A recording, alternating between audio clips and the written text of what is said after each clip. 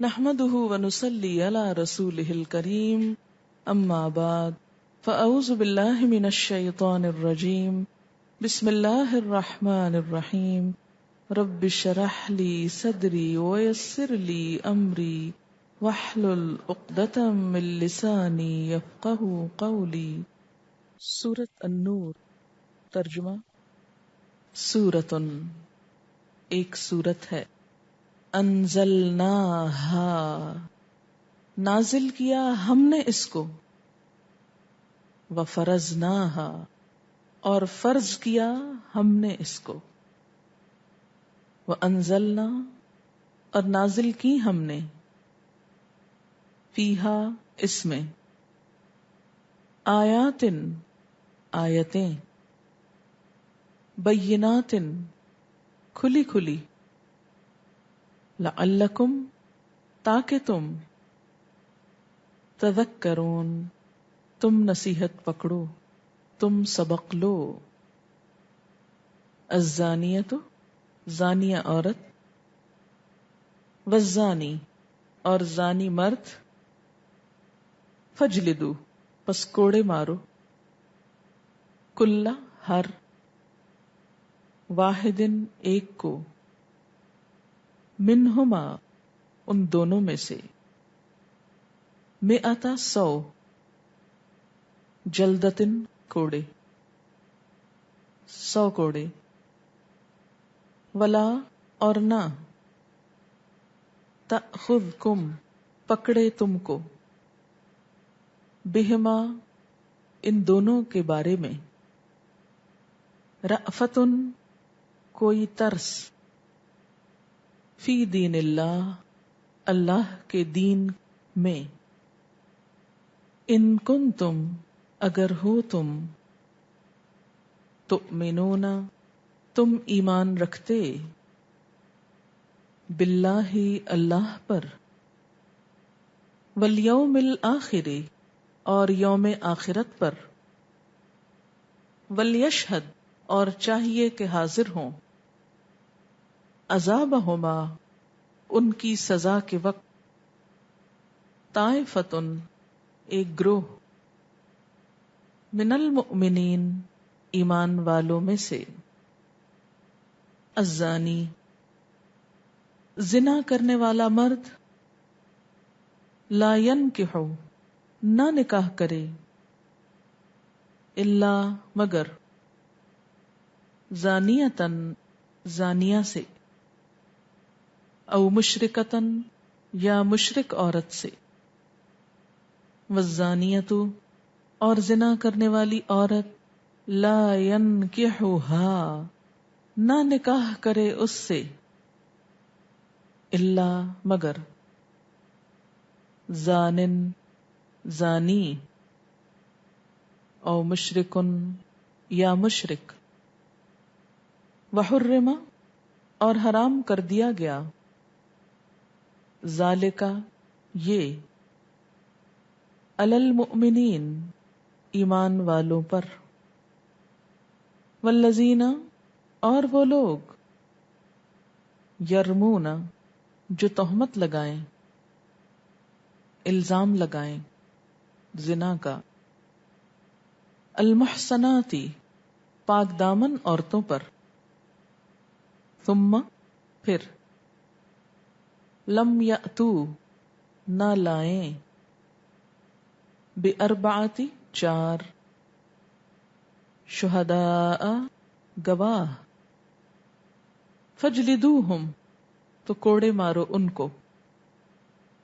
80 جلدتن کوڑے، ولا تقبلوا اور نہ تم قبول کرو، لہم ان کے لیے، شہادتن گواہی کو، ابدن کبھی بھی، وَأُولَئِکَ اور یہی لوگ، ہم الفاسقون وہ فاسق ہیں، الا الذین سوائے ان لوگوں کے، تابو جنہوں نے توبہ کی، من بعد ذالک اس کے بعد، وَأَصْلَحُوا اور اصلاح کی، فَإِنَّ اللَّهَ تو بے شک اللہ تعالی غفور الرحیم غفور الرحیم ہے، والذین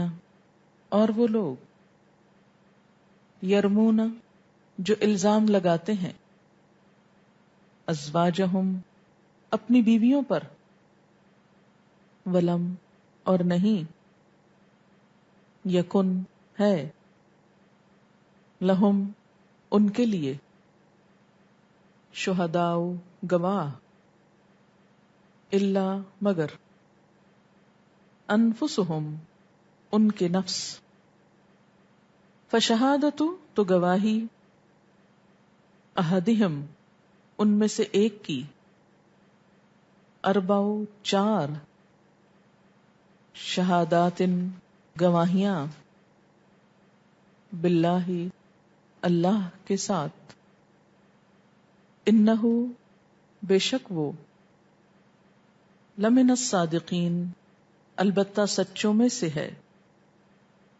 والخامسۃ اور پانچویں مرتبہ، ان بے شک، لعنت اللہ لعنت اللہ کی، علیہ اس پر، ان کانا اگر ہے، من الکاذبین جھوٹوں میں سے، وَيَدْرَأُ اور دور کر دے گا، ٹال دے گا، عنہا اس سے یعنی اس عورت سے، العذاب عذاب کو، ان تشہد کہ وہ گواہی دے، اربع شہادات چار گواہیاں، باللہ اللہ کے ساتھ یعنی اللہ کے نام کے ساتھ، انہ بے شک وہ، لمن الکاذبین البتہ جھوٹوں میں سے ہے، والخامسۃ اور پانچویں، ان بے شک، غضب اللہ غضب اللہ کا، علیہا اس پر، ان کانا اگر ہے، من الصادقین سچوں میں سے، ولولا اور اگر نہ، فضل اللہ اللہ کا فضل ہوتا، علیکم تم پر، ورحمتہ اور اس کی رحمت، وان اللہ اور بے شک اللہ تعالی، تواب توبہ قبول کرنے والا ہے، حکیم حکمت والا ہے۔ سورۃ النور، بسم اللہ الرحمن الرحیم۔ سورۃ النور مدنی سورت ہے، 9 رکوع ہیں، 64 یعنی 64 آیات ہیں۔ سورۃ انزلناہا وفرضناہا وانزلنا فیہا آیات بینات لعلکم تذکرون۔ یہ ایک سورت ہے جس کو ہم نے نازل کیا ہے اور اسے ہم نے فرض کیا ہے، اور اس میں ہم نے صاف صاف ہدایات نازل کی ہیں، شاید کہ تم سبق لو۔ یہ سورت اسے ہم نے اتارا ہے، کیا باقی کلام اللہ کا اتارا ہوا نہیں؟ باقی بھی اللہ ہی کا اتارا ہوا ہے، لیکن اس سورت کے شروع میں انداز بالکل مختلف ہے جو پورے قرآن کی کسی سورت کی ابتدا میں نہیں۔ تاکید کے لیے 3 متکلم کے صیغے ہیں، انزلناہا، فرضناہا وانزلنا۔ اس کو اللہ تعالی اپنے سے منسوب کر رہے ہیں کہ یہ سورت ہم نے بھیجی ہے اور اسے ہم نے فرض کے درجے میں بھیجا ہے، اور یہ متکلم کے صیغے دراصل اس سورت کی اہمیت کو واضح کر رہے ہیں۔ سورت بغیر کسی خاص تمہید کے شروع ہوئی ہے، ایک طرح سے ایک تنبیہ سے شروع ہوئی ہے ایک وارننگ کی طرح، سنو ایسی صورت دی جا رہی ہے جو ہم بھیج رہے ہیں، اسے معمولی نہ سمجھنا، اس کو سنجیدگی سے لینا، اور پھر اس کی باتوں کو محض چوائس کے درجے میں نہیں لینا کہ دل چاہا تو مان لیں گے، دل نہیں چاہا تو نہیں مانیں گے، بلکہ اس کو سننے کے ساتھ، سمجھنے کے ساتھ یہ بات یاد رکھنا کہ یہ ہمارا اتارا ہوا کلام ہے، محض باتیں نہیں ہیں، ہمارا فرمان ہے، اس میں کھلی کھلی ہدایات ہیں، کھلے کھلے احکامات ہیں، فرض کے درجے کی چیزیں ہیں، اور یہ سب کچھ ہم کس لیے بھیج رہے ہیں؟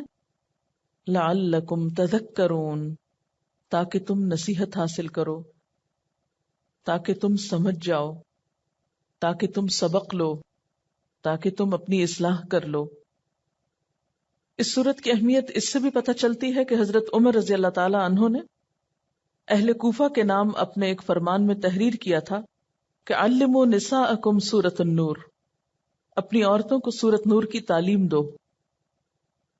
سورۃ نور کے علاوہ سورۃ احزاب اور سورۃ النساء میں عورتوں کے خصوصی مسائل کا ذکر ہے اور معاشرتی زندگی کے بارے میں تفصیلی احکامات ملتے ہیں، اور یہ سورت غزوہ بنو المصطلق کے بعد نازل ہوئی 6 ہجری میں۔ یاد رکھیے کہ غزوہ بنو المصطلق غزوہ احزاب کے بعد ہوا تھا۔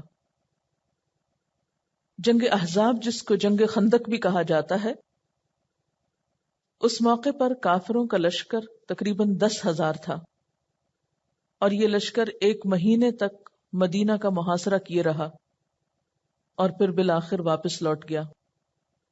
اس موقع پہ آپ نے فرمایا تھا کہ آج کے بعد قریش ہم پر حملہ آور نہیں ہوں گے، بلکہ اب ہم ان پر حملہ آور ہوا کریں گے، کیونکہ پورا عرب اکٹھا ہو گیا تھا اس جنگ میں، اور وہ جنگ ان کے نقصان کا ذریعہ بنی یا ان کی قوت کو ختم کرنے کا۔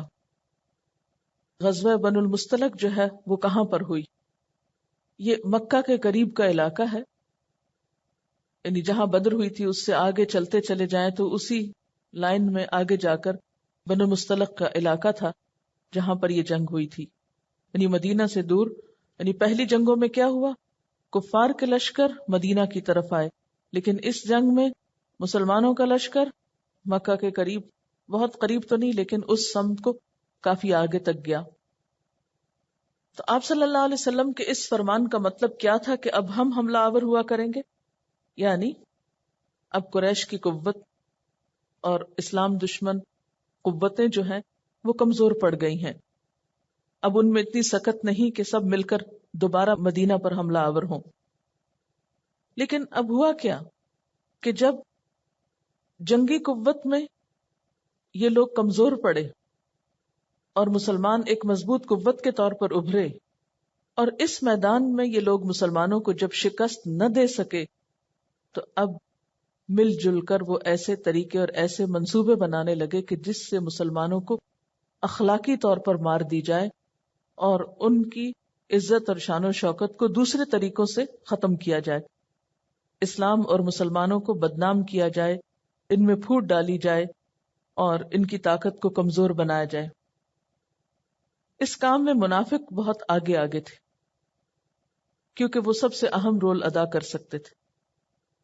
کہتے ہیں نا کہ گھر کا بھیدی لنکا ڈھائے، یہ وہ لوگ تھے جو بظاہر مسلمان تھے لیکن حقیقت میں مسلمان نہیں تھے، اوپر سے یہ مسلمانوں سے ہمدردیاں جتایا کرتے تھے، اسلام کا لبادہ اوڑھ رکھا تھا، لیکن اندر سے اسلام کے سخت دشمن تھے، انہیں اسلام سے کسی قسم کی کوئی ہمدردی نہیں تھی۔ اور ایسا ہر دور میں ہوتا آیا ہے کہ بہت سے لوگ اسلام کا لبادہ تو اوڑھ لیتے ہیں لیکن اندر سے اسلام کے دشمن ہوتے ہیں، وہ مسلمان بن کر اسلام کی جڑیں کاٹتے ہیں، کیونکہ ایک مسلمان کافر سے تو دھوکہ نہیں کھاتا، وہ سمجھتا ہے کہ یہ تو اسلام کا دشمن ہے، اس کی بات میں نہیں آنا۔ لیکن افسوس کا مقام اس وقت ہوتا ہے جب ایک شخص خود کو مسلمان بھی کہے اور پھر اسلام کو بدنام کرے۔ بہرحال ہوا یہ کہ غزوہ بن المصطلق سے واپسی پر سفر کے دوران عبداللہ بن ابی جو رئیس المنافقین تھا، اس نے کچھ سازشیں تیار کی اور دو کام کیے. ایک تو یہ کہ اتفاق سے انصار اور مہاجرین میں کچھ مس انڈرسٹینڈنگ ہوئی، باہم ان میں کچھ جھگڑا ہوا، تو اس واقعے کو اس نے اتنی ہوا دی کہ قریب تھا کہ وہ دونوں آپس میں جھگڑ پڑے. کیونکہ اب جب منافقین نے دیکھا کہ مسلمانوں کو شکست دینا ممکن نہیں، تو انہوں نے کیا طریقہ اختیار کیا کہ مسلمانوں کے اندر پھوٹ ڈالی جائے، ڈیوائیڈ اینڈ رول کے اصول پر، کہ ان کو ڈیوائیڈ کر دیا جائے. جب یہ ڈیوائیڈ ہوں گے، آپس میں ایک دوسرے سے لڑیں گے، تو خود بخود ان کی قوت کمزور ہو جائے گی. آپ صلی اللہ علیہ وسلم کو اس بات کی اطلاع ہوئی کہ مسلمانوں کے دو فریقوں میں آپس میں کچھ ایسی چیز پائی جاتی ہے، یعنی آپس کا اختلاف. تو اس پر آپ صلی اللہ علیہ وسلم فوراً پہنچے اور آپ نے معاملے کو کنٹرول کر لیا. اس دوران عبداللہ بن ابی نے بہت غلط قسم کی زبان استعمال کی. اس واقعے کی تفصیل انشاءاللہ آپ سورۃ المنافقون میں پڑھیں گے.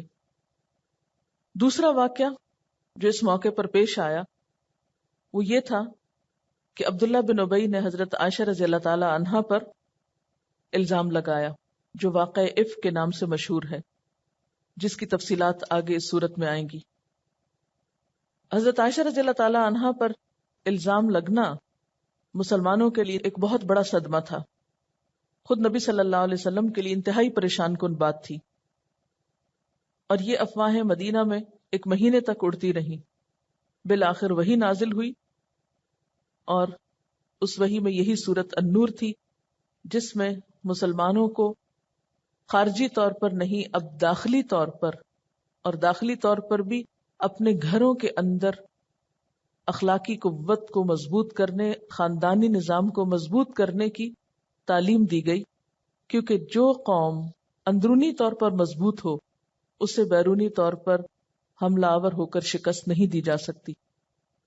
اور اس سلسلے میں اسلام نے اس اتحاد اور اس یونٹی اور اس مضبوطی کا آغاز خاندان سے کیا، کہ خاندان کے اندر ایسے میئرز لیے جائیں کہ جس میں شوہر اور بیوی کا تعلق ایک مضبوط تعلق ہو. وہ سارے عوامل جس سے گھر کی دنیا برباد ہوتی ہو، گھروں میں انتشار پھیلتا ہو، گھر میں بے چینی اور پریشانی پھیلتی ہو، ان ساری چیزوں کا سدباب کیا جائے. تو آئندہ جتنے بھی احکامات نازل ہوئے، پھر وہ معاشرتی زندگی کی اصلاح کے لیے تھے، خاندانی زندگی کے چین اور سکون اور اطمینان کو قائم کرنے کے لیے. اس سلسلے میں جو پہلا حکم نازل ہوا وہ کیا تھا؟ الزانیۃ والزانی فاجلدوا کل واحد منہما 100 جلدہ. زانیہ عورت اور زانی مرد، دونوں میں سے ہر ایک کو 100 کوڑے مارو. گویا زنا کا سختی سے نوٹس لیا گیا. زنا ایک ایسی بیماری ہے، ایک ایسا گناہ یا ایک ایسا جرم ہے کہ جس سے خاندانی زندگی کے بخیے اجڑ جاتے ہیں. زنا کی 2 صورتیں ہو سکتی ہیں، ایک تو شادی سے پہلے اور ایک شادی کے بعد. آپ سب جانتے ہیں کہ شوہر اور بیوی کا رشتہ جو ہے وہ باہم اعتماد کا رشتہ ہے. اگر شوہر کو یہ شک ہو یا شوہر اس پریشانی میں مبتلا ہو کہ اس کی بیوی شادی سے پہلے بے راہ روی کا شکار رہی ہے یا غلط کام کرتی رہی ہے، تو وہ ایسی بیوی کو عموماً ایکسپٹ نہیں کر سکتا یا اس پر آئندہ کے لیے اعتماد نہیں کر سکتا. زنا کا دوسرا پہلو یہ ہو سکتا ہے کہ شادی کے بعد کوئی مرد یا عورت اپنے شوہر یا بیوی سے بے وفائی کرے اور حلال طریقے کی بجائے حرام طریقے سے ایسے تعلقات استوار کرے جو خاندانی زندگی کو تباہ کرنے والے ہوں، جس سے شوہر اور بیوی کے باہم تعلقات خراب ہو جائیں. اس لیے اس جرم اور اس فعل کا سختی سے نوٹس لیا گیا اور اس کی حد مقرر کی گئی. حد کیا ہے؟ وہ سزا جو اللہ تعالی کی طرف سے مقرر کی گئی. قرآن کریم اور احادیث سے 4 جرائم کی سزا اور اس کا طریقہ متعین کر دیا گیا ہے، اور کسی قاضی یا جج کی ڈسکریشن پہ نہیں چھوڑا گیا. انہی سزاؤں کو حد کہا جاتا ہے، حدود جسے بولتے ہیں. حدود جمع کے صیغے میں عام طور پر استعمال ہوتا ہے. اس کے علاوہ باقی جرائم کی سزائیں جو ہیں وہ اللہ تعالیٰ نے خود متعین نہیں کی، بلکہ جرم کی حیثیت اور مجرم کی حالت کو سامنے رکھتے ہوئے اور ماحول اور باقی چیزوں کو سامنے رکھتے ہوئے عدالت کو یہ حق دیا کہ وہ ان سزاؤں کو طے کرے، اور ایسی سزاؤں کو تعزیرات کہا جاتا ہے۔ حدود وہ سزائیں ہیں جو اللہ تعالیٰ نے متعین کر دی، خود بتا دی، یا تو وہ قرآن پاک میں ہے یا احادیث میں، اور تعزیرات کیا ہیں؟ وہ سزائیں جو عدالت متعین کرتی ہے جرم کی نوعیت کو دیکھ کر، مجرم کی حالت کو دیکھ کر، اس کے ماحول کو دیکھ کر۔ بہرحال حدود 4 ہیں۔ نمبر 1 چوری، نمبر 2 کسی پاک دامن عورت پر تہمت لگانا، نمبر 3 شراب پینا، اور نمبر 4 زنا۔ تو یہاں پر زنا کی سزا بتائی جا رہی ہے، الزانیۃ والزانی فاجلدوا کل واحد منہما 100 جلدہ۔ زنا کرنے والی خواہ عورت ہو یا مرد، دونوں کے لیے سزا ہے۔ کیا سزا ہے؟ فجلدو، کوڑے مارو۔ فجلدو کا لفظ جو ہے یہ جیم لام دال سے ہے، جلد اسی سے لفظ جلد ہے۔ جلد سکن کو کہتے ہیں کیونکہ کوڑا جو ہے وہ سکن سے بنایا جاتا ہے، چمڑے کا بنا ہوا ہوتا ہے، لیدر کا۔ اور ویسے بھی یہ سزا سکن پر دی جاتی ہے، یعنی ایسی سزا جس کا اثر جلد تک جائے، نہ کہ گوشت اور ہڈی تک۔ یاد رکھیے کہ اس جرم کی ابتدائی سزا جو اسلام میں عبوری طور پہ بتائی گئی وہ سورۃ النساء کی آیت نمبر 15 میں گزری ہے، واللاتی یأتین الفاحشۃ من نسائکم فاستشہدوا علیہن 4 منکم فإن شہدوا فأمسکوہن فی البیوت حتی یتوفاہن الموت او یجعل اللہ لہن سبیلا۔ اس کا ترجمہ کیا ہے؟ آپ پڑھ ہی چکے ہیں کہ وہ عورتیں جو بے حیائی کا ارتکاب کریں، یہاں فاحشہ لفظ استعمال ہوا ہے جس کا معنی زنا ہے، تو ان پر 4 گواہ لاؤ، پھر اگر وہ گواہی دیں تو انہیں گھروں میں روک لو۔ یعنی اس صورت میں عورت کو کیا سزا دی جاتی تھی کہ اسے گھر سے نکلنے کی اجازت ختم کر دی جاتی تھی، اب وہ گھر سے نہیں نکل سکتی تھی۔ حتی یتوفاہن الموت، یہاں تک کہ ان پہ موت آ جائے، او یجعل اللہ لہن سبیلا، یا اللہ ان کے لیے کوئی راستہ پیدا کر دے۔ تو وہ سبیل کیا تھی؟ یہ حکم کہ اب قید کی سزا ختم کر دی گئی، 100 کوڑے کی سزا دینے کے بعد اس کو چھوڑ دیا جائے۔ تو کمارے مرد اور عورت کے لیے 100 کوڑے، اور احادیث کی روح سے نبی صلی اللہ علیہ وسلم کے طرز عمل سے، اور اس کے بعد اسلامی حکومتوں میں جو طریقہ رہا وہ یہ کہ شادی شدہ مرد اور عورت کے لیے رجم کی سزا۔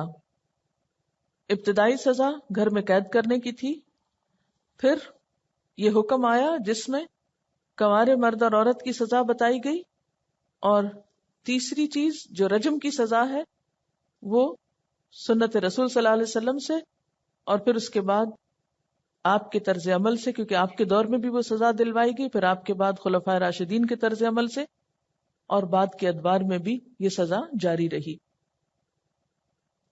ہم دیکھتے ہیں کہ یہ سزا دیکھنے میں بہت سخت نظر آتی، اور اس سزا کے بتانے سے پہلے کے جو الفاظ ہیں وہ بھی بہت سخت ہیں کہ سورۃ انزلناہا وفرضناہا، یہ جو حکم ہم دے رہے ہیں یہ محض بتا ہی نہیں رہے، اس کو کرنا بھی ہوگا۔ اور وہ کرنا کیا کہ اگر کوئی ایسا جرم کرے تو اس کو 100 کوڑے مارنے ہوں گے۔ اب دیکھنے میں یہ بہت سخت سزا لگتی ہے، کسی کو ایک چانٹا مارنا بھی اس کے لیے تکلیف کے ساتھ ساتھ ذلت اور رسوائی کا سبب ہوتا ہے، یعنی مار پڑنا اور مار کھانا جو ہے اس میں کوئی عزت نہیں۔ لیکن حقیقت یہ ہے کہ معاشرے کے اندر جو انتشار اور فساد پھیلتا ہے اس میں ایک بہت بڑا حصہ زنا کا ہے، اللیگل ریلیشن شپ کا ہے، کیونکہ اس جرم کے عام ہونے کے بعد انسانی معاشرہ بہت سے کرائسس سے گزرتا ہے۔ اس لیے ہم دیکھتے ہیں کہ یہ سزا صرف شریعت محمدی میں نہیں بلکہ اس سے پہلے بھی شریعتوں میں زنا کی سزا رہی ہے۔ یہود کے ہاں یعنی ان کی شریعت میں بھی یہ قانون ملتا ہے، پھر اسی طرح اور دیگر مذاہب میں بھی ہم دیکھتے ہیں تو کسی نہ کسی شکل میں اس جرم کو برا بھلا کہا گیا، لیکن اس کے لیے باقاعدہ حد جو ہے وہ قرآن میں بتائی گئی۔ سوال یہ ہے کہ یہ سزا اتنی سخت کیوں رکھی گئی؟ جیسا کہ ہم میں سے بعض مسلمان ہوتے ہوئے کہتے ہیں جی یہ بہت وحشیانہ سزا ہے، ایک طرف ہم اسلام کا نام لیتے ہیں، اللہ کو مانتے ہیں، رسول کو، کتاب کو مانتے ہیں، اور دوسری طرف پھر ایسی باتیں بھی کرتے ہیں، تو سوال یہ پیدا ہوتا ہے کہ کیوں؟ اللہ تعالیٰ کا تو کوئی کام بھی حکمت سے خالی نہیں، اتنی سخت سزا کیوں رکھی گئی آخر؟ اس کی وجوہات میں سے آپ دیکھیے کہ پہلی بات تو یہ ہے کہ اگر اس فعل کو جرم نہ سمجھا جائے اور اس کی عام اجازت دے دی جائے تو اس کے نتائج میں بہت سی نقصان دہ چیزیں سامنے آتی ہیں۔ مرد اور عورت کا تعلق جو ہے وہ محض لذت پر مبنی نہیں یا وقت گزاری پر مبنی نہیں، بلکہ اس تعلق کے بعد دونوں پر بہت سی ذمہ داریاں عائد ہوتی ہیں، اور وہ ذمہ داری خاص طور پر آئندہ انسان کی پیدائش، اس کی تعلیم و تربیت اور اس کے لیے ایک بہترین ماحول مہیا کرنے سے متعلق بھی ہیں۔ اسی لیے ہم دیکھتے ہیں کہ اسلام پہلے تو انسان کے نفس کی اصلاح کرتا ہے، اس کے اندر آخرت کی باز پرس کا احساس پیدا کرتا ہے کہ تم سے پوچھ ہوگی۔ اللہ تعالیٰ کا قانون دیا ہی نہیں جاتا، اس کی اطاعت کا جذبہ بھی دیا جاتا ہے۔ پھر اسی طرح نکاح کرنے کی ترغیب دی جاتی ہے، نکاح کو آسان بنایا گیا، 1 سے لے کر 4 بیویوں تک کی اجازت دی گئی تاکہ قانونی دائرے کے اندر رہ کر یہ ریلیشن شپ ہو۔ اگر دونوں میں موافقت نہ ہو تو طلاق کو جائز رکھا گیا، اگر مرد طلاق نہ دے تو عورت کے لیے خلا کا طریقہ بھی رکھا گیا۔ باہم شوہر اور بیوی کے ایک دوسرے سے دل نہ ملنے یا باہم جھگڑے کی صورت میں اگر وہ خود موافقت پیدا نہ کر سکیں تو خاندان کو انوالو ہونے کے لیے کہا گیا۔ خاندانی پنچایت سے لے کے سرکاری عدالت تک کا دروازہ کھولا گیا کہ ان معاملات کو سلجھایا جا سکے۔ پھر مردوں اور عورتوں کے بن بیاہے بیٹھے رہنے کو پسند نہیں کیا گیا، بلکہ سورۃ النور میں ہی آگے پڑھیں گے وَأَنكِحُوا الْأَيَامَ مِنكُمْ کہ جن کی شادی نہیں ہوئی ان کی شادی کی فکر کرو۔ پھر اسی طرح لونڈیوں اور غلاموں کے نکاح کا بھی حکم دیا گیا۔ پھر اسی طرح ان تمام فواحش اور ان تمام چیزوں پر بھی پابندی لگائی گئی کہ جس سے کسی کے دل میں زنا کی خواہش پیدا ہو یا حرام تعلقات کے لیے کوئی ایسے جذبات برانگیختہ ہوں۔ پھر اسی طرح سورۃ النور کے نزول سے پہلے سورۃ الاحزاب نازل ہوئی، جس میں مسلمان عورتوں کو حکم دیا گیا کہ جب وہ گھروں سے نکلیں تو جلباب میں نکلیں، جو آگے آپ انشاءاللہ پڑھیں گے۔ سورۃ نور میں ہی فواحش کی اشاعت کو بہت بڑا جرم قرار دیا گیا۔ ان ساری چیزوں کے بعد بھی اگر کوئی شخص پھر اس جرم میں مبتلا ہوتا ہے تو اس کے لیے سخت قسم کی سزا رکھی گئی۔ پھر آپ دیکھیے کہ انسانی معاشرے میں جب ایک مرد اور عورت یا ایک لڑکی یا لڑکے کا ایسا ریلیشن شپ ہوتا ہے تو وہ صرف دونوں آزاد نہیں ہوتے، یا ایسا نہیں کہ ان کا کوئی خاندان نہیں یا ان کے اور کوئی عزیز رشتہ دار نہیں جن کے ان پر حقوق ہوں۔ عموماً آپ نے دیکھا ہوگا کہ جب کسی لڑکی کی عزت پر کوئی ہاتھ ڈالتا ہے تو اس کا بھائی یا باپ یا بیٹا یا کوئی بھی جو اس کا رشتہ دار ہے وہ اس کو ایک غصہ دلانے والی چیز ہے۔ مردوں کی فطرت میں اللہ تعالیٰ نے یہ چیز ڈال دی ہے کہ وہ اس چیز کو برداشت نہیں کرتے، اس لیے آپ دیکھتے ہیں کہ بہت سے قتل کے جرائم کا سبب جو ہے وہ معاشرے میں عموماً مرد اور عورت کا ناجائز تعلق بنتا ہے، اور اس کے لیے آپ نے بھی پڑھے ہوں کہ بہت سے اسٹیٹسٹکس اس سلسلے میں موجود ہیں۔ یہ تو کوئی نئی بات نہیں ہے کہ جسے میں آپ کو سناؤں گی، بلکہ کوئی بھی کسی بھی دن کا اخبار اٹھا کے کہیں سے بھی پڑھ لیں اور دیکھ لیں کہ عموماً قتل کی وجوہات کیا ہوتی ہیں۔ مثلاً غیرت کے نام پر بہت سے قتل جو ہیں اس کا سبب چاہے غیرت ہو یا نہ ہو، لیکن کتنا ہمارے معاشرے کا ناسور بنتا چلا جا رہا ہے۔ مثلاً دن بدن ان کی تعداد میں اضافہ ہوتا جا رہا ہے۔ ایک سال میں صرف ایک شہر لاہور میں 278 قتل جو تھے وہ غیرت کی خاطر ہوئے۔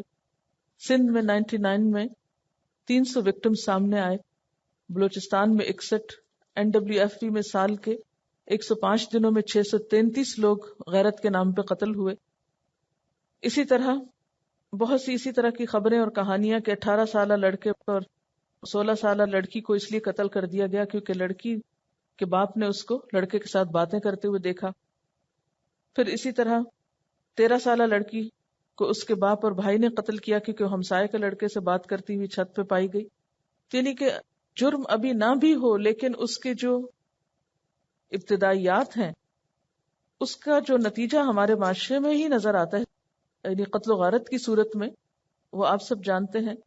پھر اسی طرح جو لڑکیاں گھروں سے بھاگ جاتی ہیں ان کے ساتھ جو کچھ معاملہ کیا جاتا ہے، جس طرح خاندان ان کو قبول نہیں کرتا، یہ ذلیل و رسوا کرتا ہے. پھر اسی طرح یہ ہے کہ جس قوم میں زنا عام ہو جاتا ہے وہاں نسب محفوظ نہیں رہتے. ہمارا دین جو ہے یہ چند چیزوں کی حفاظت کے لیے، مثلا عقل کی حفاظت، مال کی حفاظت، جان کی حفاظت، اسی طرح نسب یا خاندان کی حفاظت یا عزت و عصمت کی حفاظت جو ہے وہ بھی ہمارے دین کا ایک حصہ ہے. جن رشتوں سے مثلا نکاح حرام ہے، محرمات جن کا ذکر پیچھے آپ سورۃ النساء میں پڑھ چکے ہیں، اگر زنا عام ہو جائے تو ہو سکتا ہے کہ نسب کا پتہ نہ ہونے کی وجہ سے ایک شخص اپنی ہی بیٹی یا اپنی ہی بہن سے نکاح کر لے جو کہ اصلاً اس کے لیے جائز نہ ہو. اور آپ جانتے ہیں کہ بیٹی اور بہن سے نکاح جو ہے وہ زنا سے بھی زیادہ اشد جرم ہے کہ اس میں رشتوں کی قطع رحمی ہوتی ہے. پھر اسی طرح آپ دیکھیں کہ سب سے زیادہ اثر پڑتا ہے ان بچوں پر جن کی کوئی آئیڈینٹی نہیں ہوتی. یعنی زنا کے نتیجے میں پیدا ہونے والی اولاد جو ہے اس کی جس طرح بے حرمتی ہوتی ہے، معاشرے میں جو اس کو تکلیف پہنچتی ہے، یا وہ بچے جو شفقت سے محروم ہوتے ہیں، ایسی خبریں بھی آپ پڑھتے اور دیکھتے رہتے ہوں گے. گناہوں کی لذت سمیٹنے کے بعد معاشرے اور قانون کے خوف سے نوزائیدہ بچوں کو کوڑے دانوں کی نظر کرنے کا سلسلہ بڑھتا جا رہا ہے. گزشتہ دنوں نیلم کالونی کی کچرا کنڈی سے پائی جانے والی نوزائیدہ بچے کی اس نعش کو دیکھ کر اچھوں کا دل خون کے آنسو رو دے گا. سوال یہ ہے کہ جب ہمارا معاشرہ اور قانون کسی ناجائز بچے کی پیدائش برداشت نہیں کر سکتا تو پھر اس معاشرے نے اپنے اندر ایسی گنجائشیں کیوں چھوڑی ہے کہ ناجائز بچے کی پیدائش ممکن ہو سکے. بے گناہ بچے کی یہ نعش صرف اپنی کنواری ماں سے ہی اپنے خون ناحق کا حساب نہیں مانگ رہی بلکہ معاشرے سے بھی سوال کر رہی ہے کہ لوگوں تم نے یہ کیسا سماج بنایا ہے. یعنی اس سے زیادہ انسان کی بے حرمتی کیا ہوگی کہ وہ کوڑے کے ڈھیروں پہ اس طرح پھینکا جائے اور بلیاں اور کتے اس کو کھا جائیں، یا یہ کہ اسے سسک سسک کر مر جائے. انسان کی توہین کا سبب آخر کیا ہے؟ ناجائز ولادتیں. ایک بچہ اپنے والدین کے لیے کتنا عزیز ہوتا ہے، کتنا محبوب ہوتا ہے، کتنی محنت سے اس کو پالا جاتا ہے، کتنی شفقت اور کتنی رحمت کے ساتھ اس سے معاملہ کیا جاتا ہے. اور پھر انسان کے بچے کو صرف کھانا پینا نہیں چاہیے ہوتا، انسان کے بچے کو محبت، شفقت اور رشتوں اور خاندان کی پروٹیکشن بھی چاہیے ہوتی. تو ایسے بچے ان تمام چیزوں سے محروم ہو کر رہ جاتے ہیں یا ہمیشہ کے لیے اپنے نسب کو گم کر دیتے ہیں. وہ زندہ رہتے ہوئے یہ نہیں جانتے کہ وہ اصل میں بچہ کس کا ہے، ان کا اصلی باپ کون ہے. ذرا اپنے لیے سوچئے کہ اگر خدا نخواستہ ہمیں اپنے والدین پہ شک ہو جائے تو ہم کس قدر نفسیاتی طور پر ہل کر رہ جائیں. تو کوئی بھی شخص ایسا جو اس قسم کے کرائسس سے گزر رہا ہو، جس کی زندگی میں یہ شک داخل ہو جائے کہ یہ ماں باپ تمہارے اصلی ماں باپ نہیں اور تمہارے ماں باپ کا پتہ نہیں، ان کی زندگی پھر کیا زندگی ہو سکتی ہے. آپ اندازہ کر سکتے ان کے دلوں میں انسان کے لیے ہمدردی کیا ہو سکتی ہے، انسان کی محبت کیا ہو سکتی ہے. ایسا شخص کسی دوسرے پر اعتماد اور بھروسہ کیا کر سکتا ہے جس کی آنکھ ہی ایک بے اعتمادی میں کھلی ہو.